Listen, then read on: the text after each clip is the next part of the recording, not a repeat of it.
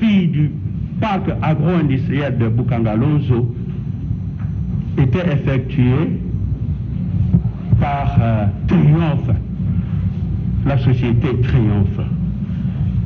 Nous ne savons pas exactement en quelle qualité il aura à vous le démontrer. Et puis, le ministre Équité, lui, va faire une lettre pour demander que tout ce qui est importé passe simplement de droit de douane. Et vous lirez dans le dossier que la plupart des factures d'achat, ce n'est pas des factures d'origine. Info 243, la référence de l'actualité.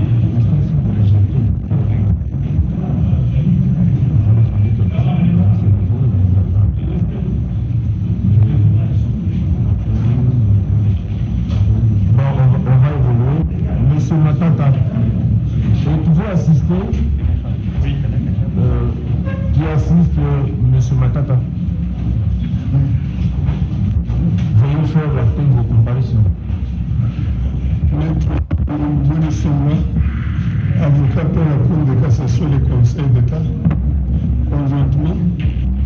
Maître Safari Moumé, avocat pour la Cour d'appel de Kinshasa Matete, conjointement. Maître Onyemba Djoundek Laurent, avocat au barreau de Kinshasa Matete. Ok. Monsieur Kitebi, Carlos Wapichi, Wamachi, je suis avocat au barreau de Kinshasa Gombe. Exactement, avec Matuka Kabakisa, patient du barreau de Kinshasa Matete. Voilà, donc la Cour, monsieur le procureur général, les deux sont présents, mais un ne comparaît pas. Vous avez la parole.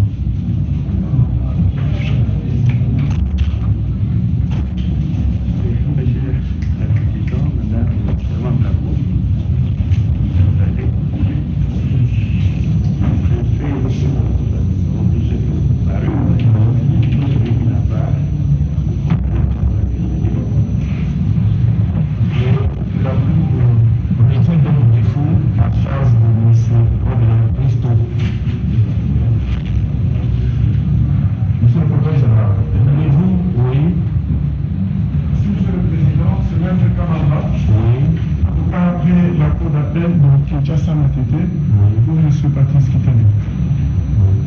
Comparution conjointe, votre honneur, avec M. Gédéon Massamba, avocat pour la Cour d'appel de Kinshasa Matete. Toujours pour le compte de M. Kitani. Gédéon Massamba. Kinshasa Matete. Barreau de Kinshasa Matete pour le compte de M. Kitani. Voilà, vous avez la parole pour nous présenter les faits que vous mettez à charge de prévenus ici. Présent.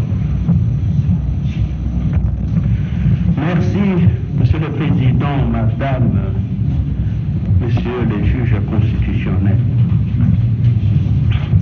Lors des débats, vous aurez à connaître davantage le détail des faits. Ce que nous voulons vous dire, c'est qu'au moment où M. Matata Ponyo était Premier ministre, il a conçu avec son gouvernement la création de parcs agro-industriels à travers le pays, en commençant par Bukangalonzo. Alors, en créant ce premier parc, dit parc pilote, eh bien, M. Matata a tout faussé dès le départ pour accomplir ses desseins.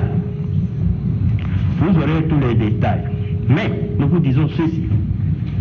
En matière de marché public, on doit toujours recourir à un appel d'offres. Nous aurons l'occasion de vous donner également le détail de cette loi, mais elle a été conçue pour vraiment arriver à bien choisir l'entreprise que l'État veut utiliser pour réaliser un projet. M. Matata, Premier ministre, a bafoué la loi et a préféré, dans une affaire aussi importante où l'État devait engloutir des centaines de millions de dollars, il a recouru à la procédure de gré à gré. Mais bien plus, même en matière de la procédure de marché de gré à gré, mais il est prévu l'autorisation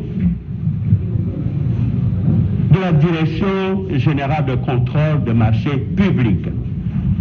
Il n'a pas eu recours à cette direction générale, dont il n'a pas eu l'approbation. Et comme il ne voulait rencontrer aucun obstacle à la réalisation de son dessein de nuire aux finances publiques, eh bien, la plupart des dépenses ont été faites par la procédure d'urgence. Ça suppose qu'on ne les dépose pas un dossier devant le ministère du Budget. Le Premier ministre donne l'ordre au ministre des Finances, le ministre des Finances sort l'argent, et pour la plupart, cet argent-là est transféré en Afrique du Sud auprès de la société Africom qui a choisi sans passer par la procédure d'appel d'offres. Et de cette manière-là, tout l'argent allait en Afrique du Sud. Vous aurez l'occasion, parce que les faits, il y en a beaucoup, mais vous aurez l'occasion de voir que même pour des travaux à effectuer sur place à Bukangalonzo, il fallait que l'argent transite par l'Afrique du Sud, dans un compte en Afrique du Sud. La société africaine, qui a été choisie sans le respect de la loi en la matière. Mais ce n'était pas tout. Cette société a fonctionné de la manière que vous n'avez aucune trace. La comptabilité, où est-elle? Qui a tenu la comptabilité au moment où les Sud-Africains quittaient le pays? Où pouvait-on trouver les traces de la comptabilité? Il vous dira. En même temps, toutes les commandes au profit du parc agro-industriel de Bukangalonzo étaient effectuées par Triomphe, la société Triomphe. Nous ne savons pas exactement en quelle qualité il aura à vous le démontrer, Et puis, le ministre équité, lui, va faire une lettre pour demander que tout ce qui est importé passe sans paiement de droits de douane. Et vous lirez dans le dossier que la plupart des factures d'achat, ce n'est pas des factures d'origine, c'est des pro-forma à la douane. On a fait entrer des pro-forma.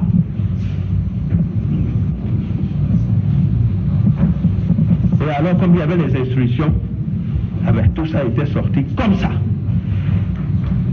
La DGDA n'a pas pu apercevoir ses droits.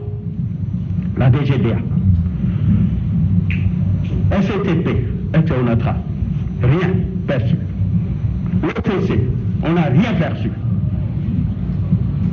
Mais quel est gâchis pour les finances de l'État?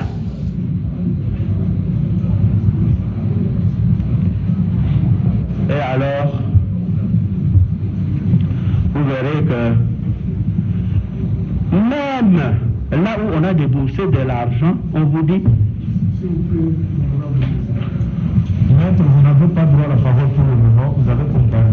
La procédure veut que les faits qui sont mis en charge soient connus.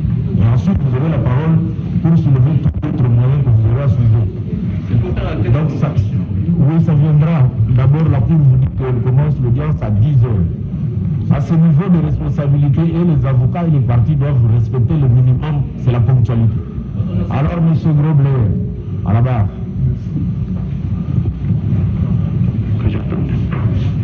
Un instant, M. le Président. M. Grobler, à la barre. Vous êtes bien, M. Grobler? Vous êtes bien où? Attendez. Vous êtes mis où? You do not speak French? Where are you born? Yeah, where are you born? Mine? Yeah. Où êtes-vous né? Where are you born? Where? Oh, South Africa. Johannesburg. Do you have your passport there? Your ID? I don't have Vous my avez votre identité? I have a copy of my passport, but not Yes. my Let me see. Laissez-moi voir ça.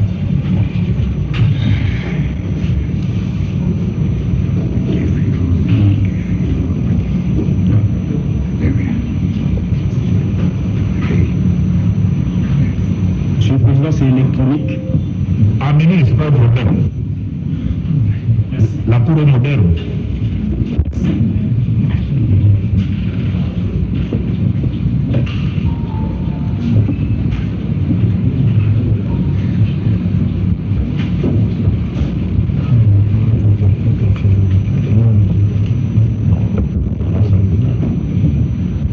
Maintenant, on découvre que votre client ne parle pas français, donc on devra bien le désigner l'interprète.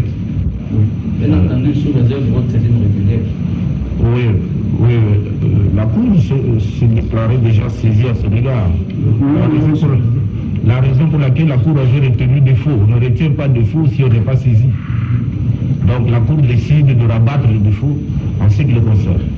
Est-il assisté? Oui, monsieur. Qu'il assiste. Si vous rabattez les défauts sans avoir été saisi à son endroit, on n'aura pas le temps de soulever notre mandat de non saisi. Qui l'assiste? Parce que jusque-là, vous n'avez pas acté vos comparaisons, vous parlez anarchiquement. Maître Kalou Bébé, Oui. chef au barreau de Kinshasa Gombe. Maître Chabamouko, avocat au barreau de Kinshasa Matete. Oui. Maître Corneille Madimba, avocat au barreau du Kasaï central. Maître Eric Bilali, avocat au barreau du Congo central. Maître Mathieu Chipanga, avocat au barreau du Kasaï central. Alors, votre problème, Maître Augustin Manunga, avocat pour la Cour d'appel du Congo. depuis nous. Oui. Mais le dit qu'il y a autre chose, on n'entend pas. Cour d'appel du Congo. Depuis nous, oui. Merci de la parole, Monsieur le Président. À ces jours, votre auguste cour ne peut pas être saisi à l'égard de notre client. Pourquoi? L'adresse consignée dans la citation à prévenir est une fausse adresse inconnue de notre client. Notre client vit en Afrique du Sud. S'il est poursuivi comme gérant de la société Africom Commanditi, dans les pièces qui justent au dossier, l'adresse de cette société est bien connue. Il est surpris d'apprendre qu'il est cité par devers votre cour à une adresse qu'il ignore totalement. Lui n'a pas une résidence au Congo, encore un domicile. Il ne peut pas comprendre qu'aujourd'hui, votre cour se déclare saisie à son endroit. Alors, cet espoir est irrégulier à son endroit parce que ça lui cause préjudice. Il ne peut pas accepter de couvrir les vices parce que c'est en matière pénale. Il doit bien s'organiser pour présenter sa défense et qu'il n'a pas peur de venir comparaître. Dès que la procédure sera régularisée, il se présentera devant l'auguste cour pour se défendre. Nous avons mis, avec l'autorisation de la cour, s'il y a un confrère qui veut passer un nom, je peux lui passer la parole. Pour un élément nouveau, hein, on n'est pas dans le verbiage récurrent. Un élément nouveau. Oui, monsieur le on président. dit que l'adresse n'est pas la sienne. Quel est le prochain argument? Le prochain argument, c'est par rapport à la validité même de la requête aux fins de fixation, voire même de l'acte d'accusation du procureur. Là, on n'est pas sur la saisine, on est sur la saisine de M. Grobler. Oui, absolument. Notre client, parce qu'il est co-accusé sur un même acte avec les autres prévenus ici présents, Monsieur le Président. Mais on n'est pas encore au niveau des préalables. On en était à la comparution concernant M. Grobler, Christo. Ah, on en aura fini. C'est ça,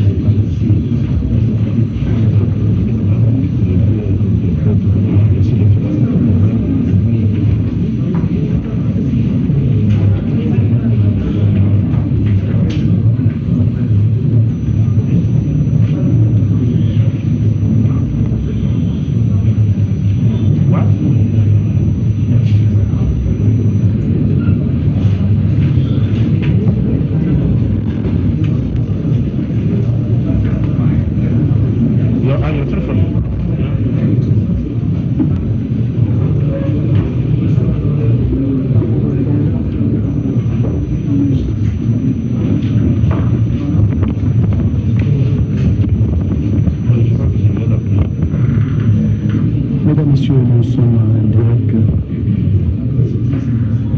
sommes en direct de la Cour constitutionnelle. Le procès sur l'affaire Boukangalonzo s'ouvre donc aujourd'hui sur le banc des accusés. L'ancien Premier ministre Augustin Matata Ponyo, n'est-ce pas? Il va comparaître aujourd'hui pour la toute première fois. Il va comparaître pour la toute première fois, justement dans cette affaire. Il s'est fait accompagner d'un conseil, n'est-ce pas, pour établir ou non les faits qui lui sont reprochés. Par lui, nous avons l'ancien ministre délégué des Finances, Patrice Kitebi Kibel-Mvoul. Il sera aussi entendu ici. Tout naturellement, il est aussi accompagné. Là, vous voyez l'ancien Premier ministre Augustin Matata Ponyo, l'homme à la cravate rouge. Il s'habille toujours en cravate rouge. Et il a été convoqué justement pour répondre des faits qui lui sont reprochés dans le cadre du projet du parc agro-industriel de Boukangalonzo, qui est aujourd'hui presque un éléphant blanc, parce que les résultats attendus quant à ces vastes projets qui devraient en principe alimenter la ville de Kinshasa en maïs, donc un produit de première nécessité. Augustin Matata, que vous voyez là, il va répondre à mon Y a-t-il quelqu'un qui sait parler anglais ici dans la salle, autre que le parti au procès, ou même les juges? Oui, M. Matata. Mais vous êtes vous-même concerné, vous n'allez pas traduire pour vous. L'interprète doit être une personne tierce au procès. Il doit prêter serment. Il pense qu'il doit prêter serment. Oui, Monsieur le Président peut jouer ce rôle en posant la question en français, en anglais, en interprétant pour le greffier. Oui, mais ce n'est pas un interprète à ce moment-là. Ah oui. Le président ne pourra pas prêter serment devant lui-même. Absolument.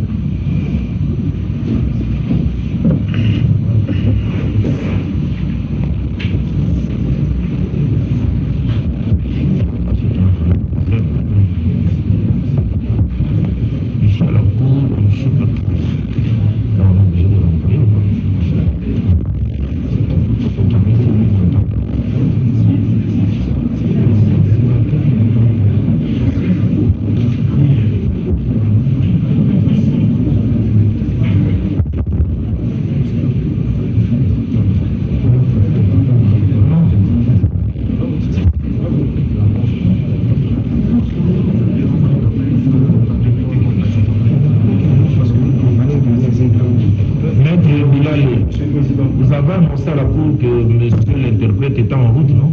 Oui, ils étaient ensemble, arrivés à la porte. Il y a quand même des restrictions. Oui, nous sommes en période de Covid-19. Il a été découragé, il est parti, on l'a bousculé, j'étais là même devant. Il était accompagné de l'interprète comme chaque jour. Donc on a des échanges avec lui, avec un interprète. C'est vrai qu'on avait aussi à l'idée que si notre interprète est là et que le président estimait qu'il fallait un autre interprète fiable, assermenté, il n'y a pas de problème.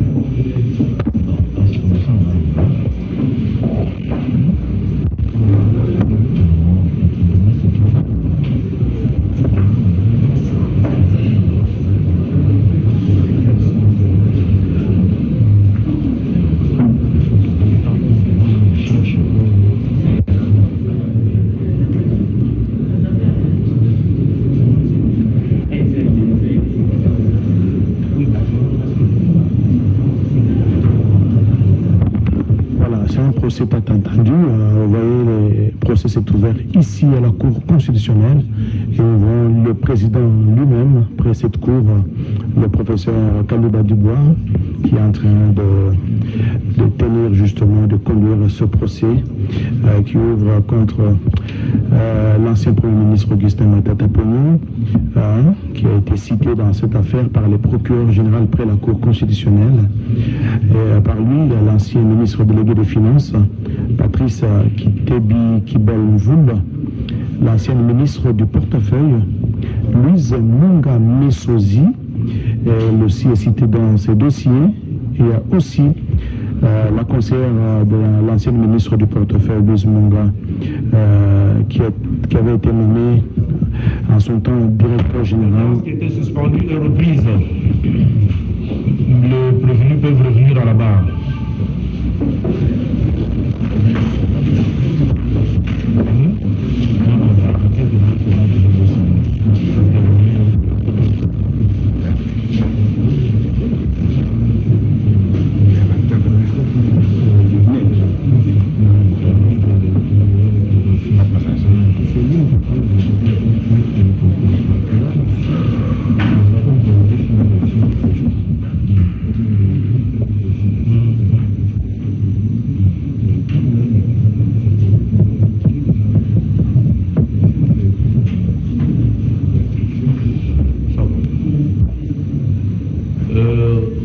la Cour est butée à un problème du procès équitable.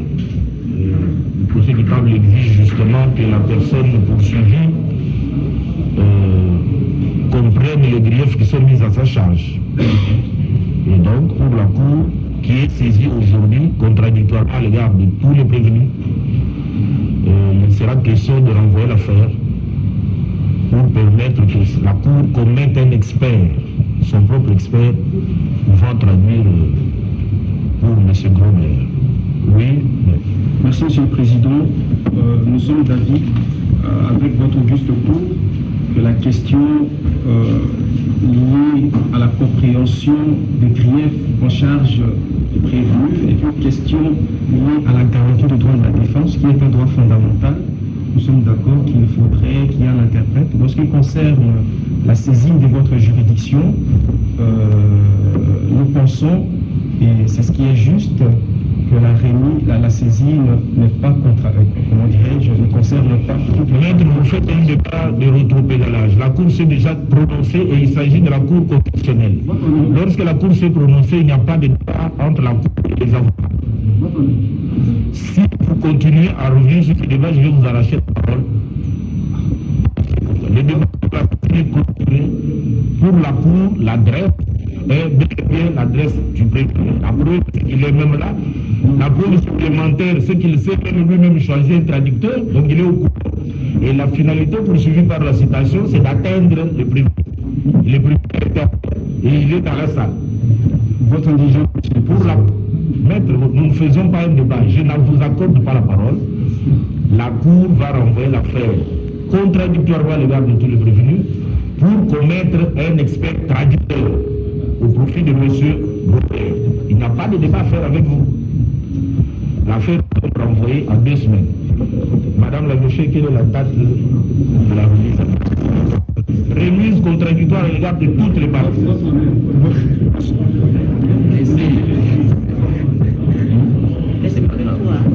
La Cour ne vous accorde pas la parole. C'est la Cour qui gère le débat et pas l'avocat. Le lundi 7 novembre lundi 7 novembre 2021. Vous êtes trop nombreux et si vous êtes occupés, d'autres avocats. Monsieur le Président, nous nous inclinons. Nous sommes asphyxiés. Non, c'est le oui, il faut plutôt être discipliné. La prochaine fois, vous venez à 10h pile. Le calendrier. Parce que l'impression que vous avez donnée devant les caméras du monde, c'est que la défense n'est pas structurée au Congo. Oh oui.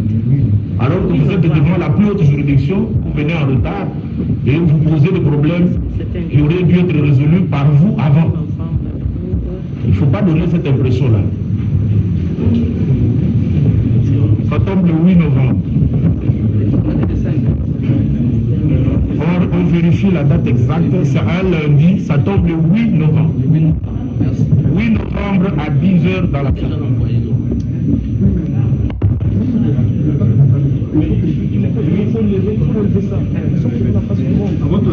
Oui.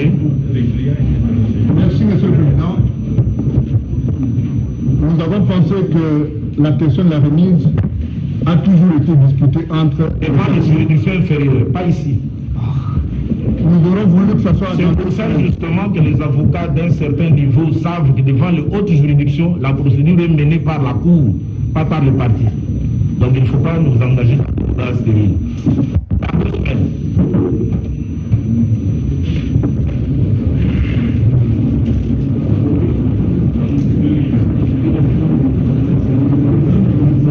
L'affaire est renvoyée donc contradictoirement à l'égard de toutes les parties pour le 8 septembre. Le devoir, c'est pour permettre à la Cour de commettre un interprète. Plus rien n'étant au rôle, la séance est levée. La partie défenderesse donc a sollicité la présence d'un interprète parce que vous le savez, il y avait une firme sud-africaine qui était engagée dans la construction du parc agro-industriel et devant la barre, il fallait absolument avoir un interprète. Puisqu'il n'est pas le cas, alors le procès a été renvoyé au 8 novembre 2021, donc dans 2 semaines exactement, et à 10 heures, le respect de l'heure est démise, a insisté le président près à la Cour constitutionnelle, le professeur Kalouba Dubois. Pour rappeler les faits, vous rappelez justement plus de 200 millions de dollars américains avaient été engagés, défalqués par le gouvernement de la République pour la construction du parc agro-industriel de Bukangalonzo.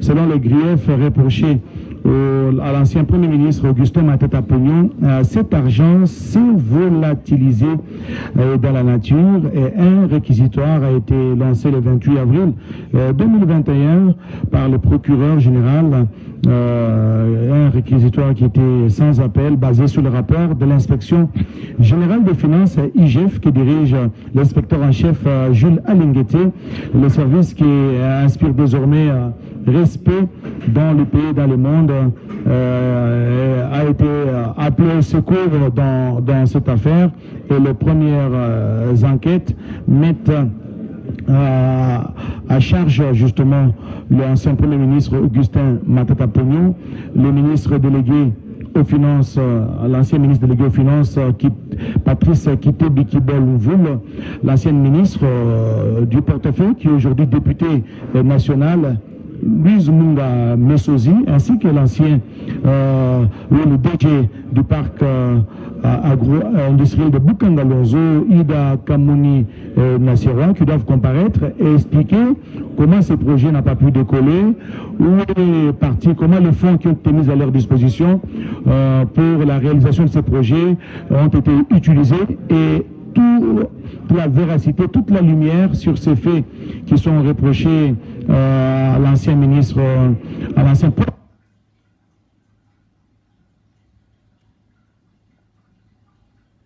ce procès qui a été reporté, vous le savez, au 8 novembre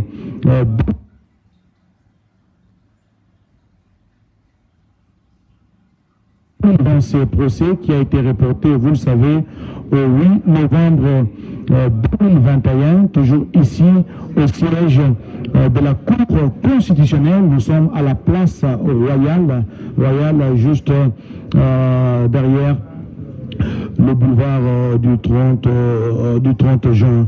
Donc c'est un procès attendu. Peut-être pour rappel, le dernier semaine, l'inspecteur général des finances, Jules Alingueté, avait décrit les personnes qui ont été invitées par la Cour en disant que c'était des fins stratèges. Ça n'engage que l'inspecteur en chef de l'IGF.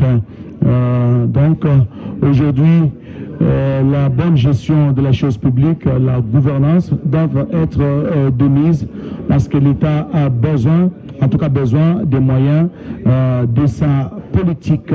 Donc le procès a été renvoyé, vous l'avez suivi, au 8 novembre 2021, et ce sera à partir de 10 heures, donc le respect de l'heure et des rigueurs. Mesdames et messieurs, nous étions en direct donc de la Cour constitutionnelle, ici dans la salle d'audience. Merci donc de nous avoir suivis. Le procès sur l'affaire Bukangalonzo, le parc agro-industriel de Bukangalonzo, situé à une centaine de kilomètres de Kinshasa, est envoyé au 8 novembre prochain, le temps de trouver un interprète pour le sujet sud-africain qui doit intervenir, qui doit répondre dans le cas de ce procès. Si Dieu a voulu l'antenne. Merci. Info 243, la référence de l'actualité.